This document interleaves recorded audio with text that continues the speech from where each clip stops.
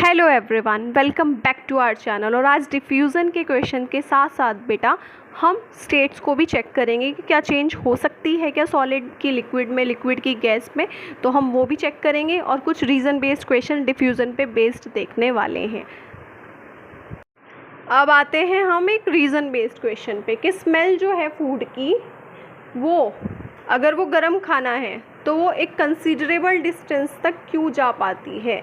उसका कारण यही है क्योंकि मूवमेंट हो रहा है, हमारे आसपास एयर प्रेजेंट है और जो भी खाना हमारी किचन में बन रहा होता है उस खाने में जो भी स्पाइसेस यूज़ किए जाते हैं, वो स्पाइसेस की जो फ्रेगरेंस है, जो खुशबू है, वो किसके साथ मिक्सिंग हो जाती है, एयर के पार्टिकल्स के साथ। अब मिक्स क्यों हो पा रही है? क्योंकि इनके बीच में क्या है, स्पेस है और साथ साथ क्या है, मोशन हो रहा है पार्टिकल्स का। ठीक है, सो बाय डिफ्यूज़न ऑफ गैसेस इस वजह से हो पा रहा है। कहाँ से आ रहा है डिफ्यूज़न ऑफ गैसेस? जब खाना बन रहा है वो किस में मिक्स हो जाएगा, एयर के साथ। अब ये फास्ट क्यों होता है हॉट गैसेस में? क्योंकि मैंने आपको बताया था कि टेम्परेचर भी एक फैक्टर है जो मोशन को फास्ट कराता है। तो जो रेट है, रेट मतलब कि जो जल्दी से डिफ्यूज़न का प्रोसेस हॉट गैसेस में इसलिए हो पाता है क्योंकि रेट जो है डिफ्यूज़न का टेम्परेचर बढ़ने से पार्टिकल के बीच में क्या होता है, काइनेटिक एनर्जी बढ़ जाने की वजह से, मोशन जल्दी होने की वजह से जो डिफ्यूज़न है वो हॉट गैसेस का मच फास्टर, तेज होता है। किसकी कंपैरेटिवली? कोल्ड गैसेस की। और कोल्ड गैसेस कब रिलीज़ होती हैं? जब खाना ठंडा होता है।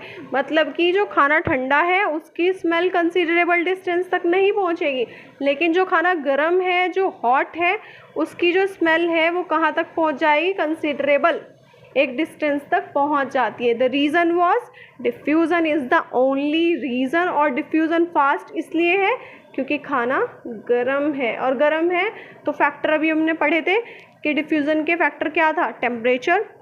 वो क्या करेगा, मोशन को फास्ट करा देगा, काइनेटिक एनर्जी बढ़ जाएगी। इस वजह से ये प्रोसेस फास्ट होने की वजह से जो खाना गर्म होता है उसकी स्मेल एक कंसिडरेबल डिस्टेंस तक जा पाती है। जबकि ऐसा ठंडे खाने में क्यों नहीं होता? क्योंकि जो डिफ्यूज़न होता है टेम्परेचर घटने की वजह से वो क्या होता है, कम होता है, फास्टर कम होता है क्योंकि ठंडा है खाना। ठीक है, तो जो कोल्ड गैसेस रिलीज हो रही है कोल्ड फूड के द्वारा, वो कैसा होता है, वो आपका कम होता है। होपफुली ये आपको डिफ्यूज़न के फैक्टर, रीज़न बेस्ड क्वेश्चन अच्छे से समझ में आ गया होगा। अब हमने चैप्टर में क्या क्या पढ़ लिया है एक बार डिस्कस कर लेते हैं। पहला हमने मैटर पढ़ लिया, मैटर की स्टेट्स पढ़ ली। ठीक है जी। तीसरा हमने क्या पढ़ा था, पार्टिकल का अरेंजमेंट पढ़ लिया, कॉम्प्रेसिबिलिटी पढ़ ली, डेंसिटी पढ़ ली, डिफ्यूज़न पढ़ लिया है, और शेप पढ़ ली है, साइज पढ़ लिए हैं, सब हमने पढ़ लिया है। उसके साथ साथ हमने क्या टॉपिक कवर किया है, रीज़न बेस्ड क्वेश्चंस देख लिए थे। ठीक है, डिफ्यूज़न के बेस पे भी हमने देख लिया है रीज़न बेस्ड क्वेश्चन। और जो टॉपिक हमने अब तक पढ़े हैं वो सारी वीडियोज़ आपको 1 बाय 1 मिल जाएंगी। अब जो है, क्या सॉलिड लिक्विड में कन्वर्ट हो सकता है या लिक्विड गैस में कन्वर्ट हो सकता है, वाइस वर्सा, मतलब गैस फिर से लिक्विड में कन्वर्ट हो सकती है क्या, और फिर लिक्विड सॉलिड में कन्वर्ट हो सकता है क्या। यानी कि हमने 3 स्टेट्स पढ़ी हैं। कौन कौन सी? सॉलिड, ठीक है बच्चों, लिक्विड, और तीसरी कौन सी थी आपकी, गैस। तो क्या बेटा सॉलिड को लिक्विड में, लिक्विड को गैस में कन्वर्ट किया जा सकता है क्या? तो मैंने आपको बताया था, पिछली सारी वीडियोस में भी क्लियर करा था कि यहाँ पर सारा का सारा जो चैप्टर का मेन मोटिव है वो है अरेंजमेंट पार्टिकल्स का। अगर आप आपके लिए पॉसिबल है कि आप अरेंजमेंट को चेंज कर दीजिए पार्टिकल के, तो इट इज़ पॉसिबल कि सॉलिड को लिक्विड में कन्वर्ट किया जा सकता है, एंड देन लिक्विड को गैसेस में, और फिर ये सारा स्टेप रिवर्स भी हो सकता है।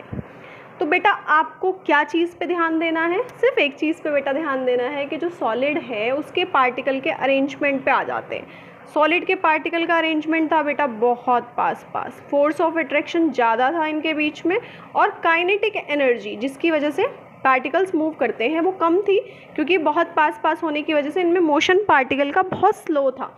और लिक्विड में बात करें तो लिक्विड में पार्टिकल के बीच में थोड़ा सा सॉलिड की कंपैरेटिवली स्पेस ज़्यादा था, और हल्का फुल्का इनमें मूवमेंट भी था, क्योंकि अगर स्पेस ज़्यादा होगा तो स्पेस ज़्यादा होने की वजह से पार्टिकल थोड़ा बहुत मूवमेंट में जा सकते हैं।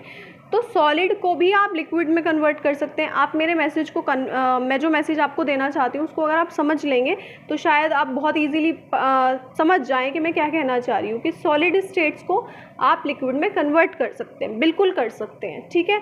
लेकिन कैसे करेंगे? पार्टिकल के अरेंजमेंट को चेंज करके। पहले पार्टिकल बहुत पास पास थे, आप लिक्विड बनाना चाहते हैं सॉलिड को, मान लीजिए आइस है, सॉलिड है, उसको आप लिक्विड बनाना चाहते हैं, वाटर बनाना चाहते हैं आप, तो आप क्या करेंगे? आप कहेंगे कि हम इनके पार्टिकल के बीच में जो स्पेस है उसको कम करा दें और इनका मूवमेंट थोड़ा बहुत करा दें। तो कैसे होगा बेटा?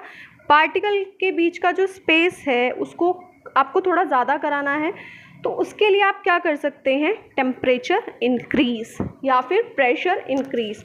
तो इन शॉर्ट अगर हम समझें तो आप स्टेट्स को चेंज करवा सकते हैं, सॉलिड को लिक्विड और लिक्विड को गैस कन्वर्ट कर सकते हैं बाय चेंजिंग द टेम्परेचर, ठीक है। आप टेम्परेचर इंक्रीज़ कर दीजिए सॉलिड का। अब होगा क्या जब आप टेम्परेचर को इंक्रीज़ कर देंगे? तो बेटा सीधी सीधी बात है, काइनेटिक एनर्जी जो है वो क्या होगी पार्टिकल की?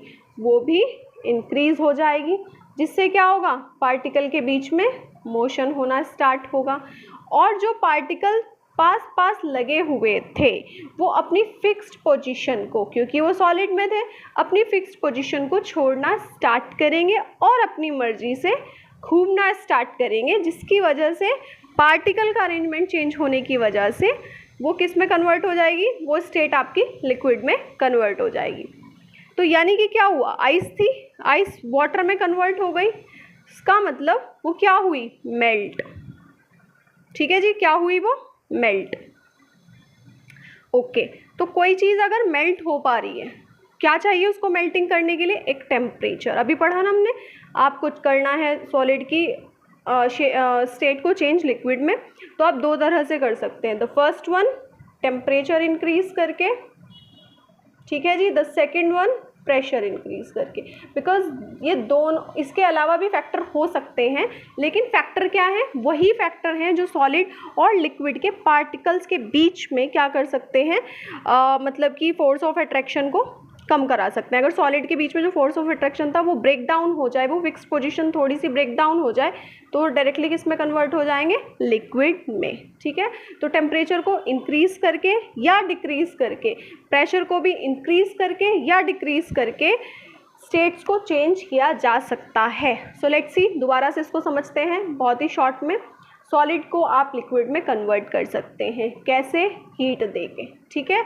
अब देखिए क्या लिखा हुआ है, इंक्रीज करिए आप टेम्परेचर का सॉलिड का, से काइनेटिक एनर्जी इंक्रीज होगी, जिसकी वजह से पार्टिकल में मोशन होना स्टार्ट होगा, ठीक है, तहलका मच जाएगा। उसके बाद ये जो पार्टिकल बहुत पास पास से अपनी फिक्स्ड पोजीशन को छोड़ना स्टार्ट करेंगे और अपनी मर्जी से क्या करेंगे? फ्रीली मूव करना स्टार्ट करेंगे, और जब ये फ्रीली मूव कर पाएंगे तो ये कौन सी स्टेट में कन्वर्ट हो जाएंगे? लिक्विड में कन्वर्ट हो जाएंगे। आइस थी, हमने आइस का एग्जांपल लिया था, तो ये मेल्ट हो गई। तो एक ऐसा टेम्परेचर जो रिक्वायर्ड है पार्टिकल के बीच में फोर्स ऑफ अट्रैक्शन को ब्रेक डाउन कराने के लिए, अभी हम इसके बारे में भी डिस्कस करेंगे, उस टेम्परेचर का नाम क्या होता है? तो वो टेम्परेचर जिस पे सॉलिड जो है कन्वर्ट होना स्टार्ट हो जाए लिक्विड में एट एटमॉस्फेरिक प्रेशर, उसको बोलते हैं मेल्टिंग पॉइंट। होपफुली थोड़ा समझ में आया होगा।